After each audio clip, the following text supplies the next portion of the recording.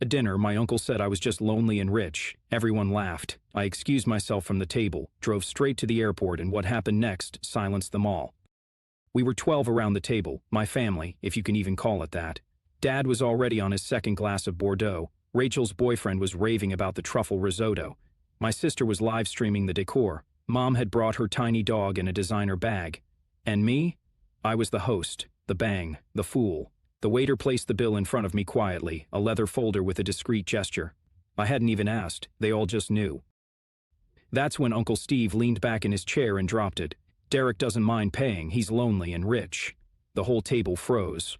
Rachel stifled a laugh. My mom glanced at me, unsure whether to defend me or not. My dad raised an eyebrow but said nothing. The silence was thick, sharp, humiliating. "Excuse me," I said. "I mean, what else are you going to do with your money, kid? No wife, no kids. You might as well treat the people who actually built families." A low burn rose in my chest. I looked around. Not one person said a word. Not Rachel, who calls me every month when she overdrafts her account. Not Mom, who still introduces me as her son who works too much to settle down. Not Dad, who hasn't hugged me since I was 12. I looked at the bill, $1,240. Of course it was. I smiled.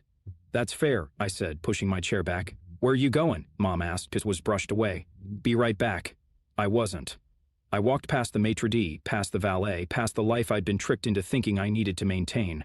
I got into my car, no music, no calls, just the voice in my head repeating it like a drum. Lonely and rich. I drove past the exit to my condo, past the city skyline and straight to the airport. No bag, no plan, just one truth ringing louder than anything they'd ever said. They weren't my family, they were my audience, and the show was over. Then I remembered something. Not a moment, but a pattern, a sickness I had let grow for years. It started the day I made my first million. I didn't always pay for everything. There was a time, not that long ago, when I was invisible to my own family. Not hated, not loved, just irrelevant. The kind of person you forget to include in group texts. The kind who finds out about family vacations after they happened from someone's Instagram story. That was me before the money. 3 years ago, I was just another face in the background, quiet, focused, a little awkward at family events. No kids, no wife, just a startup and too much caffeine. I remember one Thanksgiving, I drove 2 hours to be there, brought wine, pie, the whole deal. Nobody said hi when I walked in, nobody saved me a seat. I ate standing up in the kitchen while everyone else laughed at the big table, pretending I wasn't there. Rachel made a joke about how I always looked tired, like a ghost who codes. My uncle laughed. My dad chuckled. Even Mom said, "Aw, honey, she's just playing." I left early that night. Nobody noticed. Then the app sold for $38 million. Clean, fast, brutal. Suddenly everything changed. I didn't have to announce it. They found out anyway because money has a way of ringing every phone. The first call was from Mom. "Derek, baby, I'm so proud of you. We always knew you had it in you. We were just talking about you last night." That was a lie. I hadn't spoken to her in 7 months. Then came Rachel. "Hey, cousin, so listen. I've got this little idea. Jewelry, handmade, super niche. I just need some seed money, not much, maybe 5,000. I gave her 10. She posted a story the next day. "So blessed to have supportive family." No tag, no thanks. My dad called me 2 days later, said the mortgage was behind, just a rough patch. He used the words, "from one man to another," like we were suddenly equals now that I had more in my account than he ever had in his life. I wired him the money. That was the first month. After that, they stopped pretending. Rachel called weekly. "Quick thing, my car broke down. Rent is late. Uncle Steve wanted help with his tax situation." My mom cried over the phone because she couldn't afford to visit her sister in Florida. I heard her booking the ticket while she was still fake sobbing. And me? I played my part because deep down, I thought if I kept giving, they'd start loving. The first time I picked up the tab at Le Chateau, they clapped. I'm not kidding, they clapped, raised their glasses like I had saved them from a burning building. "To Derek, our very own tech genius," Uncle Steve toasted. My mom dabbed her eyes like I had cured cancer. I should have seen it then, but I didn't. Because part of me, the desperate, wounded part, wanted it to be real, wanted to believe that their warmth was finally directed at me, not at the money I now carried like a cursed crown. But it didn't stop at dinners. Oh no, suddenly I was hosting birthdays, anniversaries, surprise engagements, all funded by me. Rachel threw a tantrum when I didn't fly her to Napa for her birthday. "You're rich, Derek. What's a few $100 to you?" A few hundred, she burned through $12,000 in one weekend and didn't say thank you once. Last Christmas, I showed up with gifts for everyone. Designer bags, watches, a PlayStation for Rachel's boyfriend, the same guy who never even remembers my name. You know what I got in return? A World's Best Uncle mug and a pair of socks. I'm not even an uncle. That night, while they all drank and danced, I sat by the fire, alone, wondering how I became this. A man who bought his way into family photos. A man who paid for love in installments. A man who smiled through it all just to feel like he belonged. But last night, when Uncle Steve leaned back and said, "Derek doesn't mind paying. He's lonely and rich," and everyone laughed, that wasn't just a sentence. That was a verdict, and I finally saw it, crystal clear. They never saw me, only what I gave. And the truth? They liked me better invisible, as long as the card cleared. I came back for a reason, not because I missed them, not because I needed closure, but because they needed to see it, see the man they hollowed out, see the bank account they drained, standing on 2 feet and finally saying enough. They booked brunch at Le Chateau again. Of course they did. Old habits die rich. They thought I was still in Tokyo. They didn't know I'd been watching. Rachel posted a boomerang of champagne. Uncle Steve shared a smug family time photo. My mother tagged me in a picture where I didn't exist, just an empty chair with my name card. That was the moment I got in my card. When I entered the room, time stopped. The clink of glasses, the chatter, the fake smiles, all frozen. Mom stood up first, her voice syrupy. "Derek, you're back. We've been so worried." Worried I'd cut them off, maybe, not worried about me. I stared at her for 3 full seconds before replying, "Did you miss me or just my visa?" Gasps. My dad cleared his throat. "Son, this isn't the time," said, stepping closer. "It's the perfect time because for once you're all seated, and for once I have your full attention." I reached into my coat and placed a thick envelope on the table. Rachel grabbed it. "What is this, some legal thing?"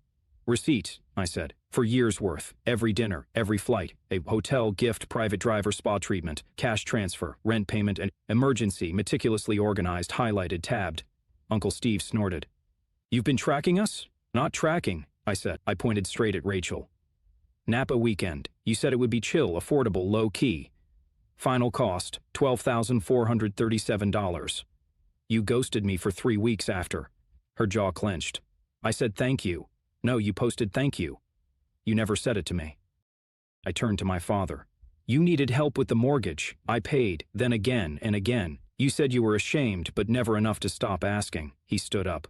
"You're embarrassing yourself." "No, Dad," I said. "I'm exposing you. To Mom. You cried on the phone, said you were too broke to visit Aunt Linda. I wired the money while you sniffled. You posted pool photos from a 5-star hotel, tagged the dog, not me." I turned to the whole table now, my voice rising in my chest. "You called me family when you wanted money. You ignored me when I needed support. You invited me only when you needed the bill covered." They were frozen.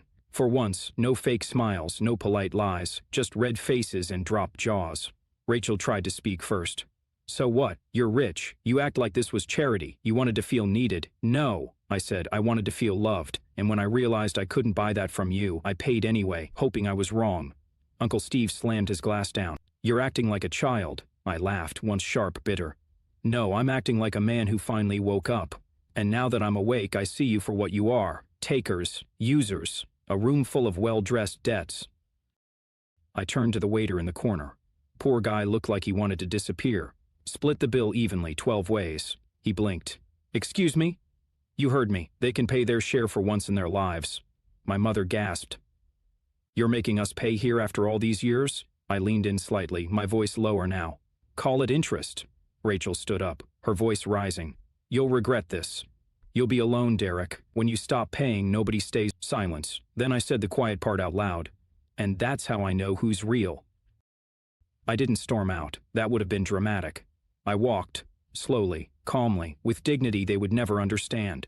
I left behind the table, the fake smiles, the debit, and for the first time in years, I left without paying. The first 3 days were quiet. No calls, no messages, not even a passive-aggressive "hope you're okay" post on social media. It was the kind of silence I hadn't felt in years. The kind that isn't emptiness but relief, like breathing air without poison in it. I slept better than I had in months. No vibrating phone at 2 a.m., no fake emergencies, no sudden Venmo request with a "love you" attached. I finally had time to think about who I'd been and who I might become, now that I had no one to perform for. But on day 4, the silence cracked. It wasn't a call, it wasn't a knock. It was a legal envelope delivered by courier, my name printed in bold, expensive ink. The kind of envelope that smells like entitlement and bad intentions. Inside, a lawsuit filed by my own family. Claim, emotional and financial abandonment. Amount demanded, $2,300,000. Filed jointly by my parents, Rachel, and Uncle Steve. I had to read it 3 times before I believed it was real. They claimed my sudden and irresponsible withdrawal of support had caused psychological damage, lifestyle disruption, and material harm. Material harm, as in, they couldn't afford imported wine and Botox anymore. I laughed, not because it was funny, but because it was so delusional it almost felt genius. They weren't just greedy, they were strategic. If they couldn't guilt me back in, they'd drag me.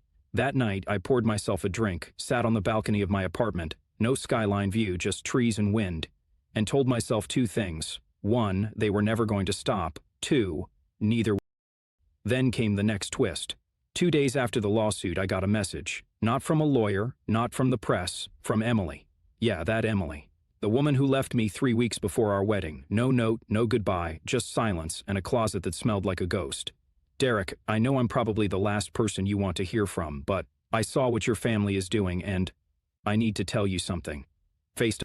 I didn't respond. Not that night, not the next, but the 3rd day, I typed 1 word. When. We met at a coffee shop in Silver Lake. She wore a green coat, the same color she wore the last time I saw her, but now it looked different, stronger, like armor. She didn't smile, didn't cry. She just said, "It's my fault, all of it." I blinked. "What do you mean?" She sighed. "When I left, I didn't disappear out of cruelty. I left because your mother told me to." Silence. I went to see her. I was scared about the pressure, about being with someone as driven as you. She said things, made me doubt everything. I stared at her, frozen. She told me I wasn't good enough for you, that I'd ruin your focus, that if I really loved you, I'd step aside and let you grow. And you believed her, I said. She swallowed. I was 25. I had no one, and she was persuasive. She promised to keep it quiet if I just walked away. Suddenly, everything made sense. The calculated coldness, the vanishing act, the way my mother never mentioned her again. It wasn't a breakup. It was an erasure. "You told your mom I sold the app?" I said slowly. She nodded. "I was angry. I thought you moved on. I wanted to remind her I existed, and she used it to launch the feeding frenzy." I looked at her, hard. "Why tell me now? Because I was wrong, and I hate what they've done to you. You've deserved someone in your corner." That night, we stayed up, going through old messages. She helped me build a timeline, messages from family, patterns of manipulation, voice notes, photos. Then I sent them, all of them, to 2 people, my lawyer and my friend Owen, an investigative journalist. 5 days later, the article went live. The price of being generous, how one family sued their own son for cutting off their luxury allowance. It included screenshots of manipulative messages, proof of payments, audio of my mom guilting Emily, a full breakdown of how much each family member received, a video clip of Rachel saying, "He'll never cut us off, he needs us." It exploded. Within 72 hours, Rachel's sponsorships dropped. Uncle Steve was suspended from work pending an ethics review. My dad's golf club revoked his membership. My mom deactivated every account she had, and the lawsuit was dropped. No comment. But it wasn't over. One last letter came from my mother, handwritten, 2 pages. No apology, just blame. "You humiliated us. You're ungrateful. We did everything for you." I read it once. Then I burned it. Emily. She didn't leave this time. She didn't try to fix me, didn't ask for anything. She just stayed, sat with me in silence, helped me rebuild, not romance, not yet, but presence. And presence is rarer than love. Today I live in a small place. No more penthouse, no more private chef, no more calls asking for favors. Just books, music, quiet. I open my own mail, make my own coffee, choose who I let in, and every so often someone asks, "Do you ever miss them?" I smile. "No," I say, "because I never had them. I only had their expectations. Now I have something better, boundaries and peace that can't be bought." The world didn't change. I did. And that made all the difference. It's strange how stillness can be so full. The first few months after everything ended felt like standing in a room where the music just stopped. No chaos, no applause, just breath, just light. I started to notice things again. The way morning light filters through the curtain at 6:42, the sound of sparrows on the balcony, the quiet hum of a world that doesn't expect anything. For the first time in my life, I wasn't performing. Not for approval, not for validation, not for love. I had to purchase in installments. I was just being, and that in itself felt like a revolution. I joined a community garden, not because I suddenly cared about kale, but because I missed touching something real. There's something powerful about planting seeds in dirt with strangers who don't care who you were, how much you made, or whether your last name is attached to a scandal. Just hands in the soil, simple conversation. Growth that isn't measured in dollars. One woman there, Marta, 73, runs the compost pile like a military unit. She once looked at me and said, "You seem like a man who finally stopped running." I nearly cried because I had, and it took me 38 years to do it. I started journaling again. Not on a laptop with a pen in a worn leather notebook. Some days, I write just one sentence. Some days, 5 pages. But it helps, putting things down without having to explain them. No one reads it. No one edits it. And in a life where I used to narrate every move for someone else's approval, that feels like a gift. I also stopped lying, not just to others, to myself. I stopped pretending I was okay with things that hurt, stopped calling betrayal bad communication, stopped labeling exploitation as just how family works. Now, when something feels wrong, I name it. When someone crosses a line, I don't move the line. I walk away without guilt, without explanations, because no is a sentence, and I've earned the right to say it. There's a bookstore I go to now. Old wooden floors, smells like dust and paper and peace. The owner, Jules, never asks me what I do. He just says, "Back again, huh?" and offers a coffee on the house. Sometimes we talk about philosophy, sometimes about movies. Once, we sat for an hour discussing the difference between loneliness and solitude. His take, loneliness is being unseen, solitude is choosing yourself. That stuck with me, because I used to be surrounded by people and still feel invisible. Now, I sit alone with a book and feel whole. I've made 3 new friends this year. None of them asked what car I drive. None of them followed me for clout. One of them doesn't even use social media. We meet on Sundays, talk about music, life, sometimes just sit in silence. It's not loud, flashy connection. It's not a loyalty earned through spending. It's simple but real. And real is something I never knew I was missing until I had it. Emily. She lives a few blocks away now. We don't call it anything, no labels, no pressure. Some nights she brings tea. Some nights I bring over a book. We laugh more than we talk. We're not rebuilding what we had. We're building something better. Something honest. No performance, no fear, just presence. And the old me? He's still here somewhere, but quieter now. He doesn't scream for approval. He doesn't beg to be seen. He's resting, healing. And every time I pass a mirror, I nod at him. Not to erase him, but to thank him. He survived what I didn't know I needed to escape. Sometimes, I get messages from people I used to know. Not family, but orbiters. People who fed off my generosity and called it friendship. They say things like, "Miss you, man. Hope you're doing okay. Let's catch up sometime." I don't answer, not out of spite, but because I don't need to fill every silence anymore. Last week I saw a young guy at the community garden. He looked tired, overdressed for dirt, kept checking his phone like someone might yank his chain. I walked over, handed him a trowel, said, "Start with basil. It grows fast. You'll feel like you're doing something right." He blinked, nodded, didn't ask my name, didn't care. Good. The truth is, the world hasn't changed much. People still take. Families still manipulate. There's still noise, hunger, and the temptation to buy your way into love. But I've changed. I don't negotiate with guilt anymore. I don't perform grief to make others comfortable. I just live. And some days, that's still hard. But most days, it's free. So if you ask me now, do you regret walking out of that dinner? My answer is simple, no. I regret waiting so long.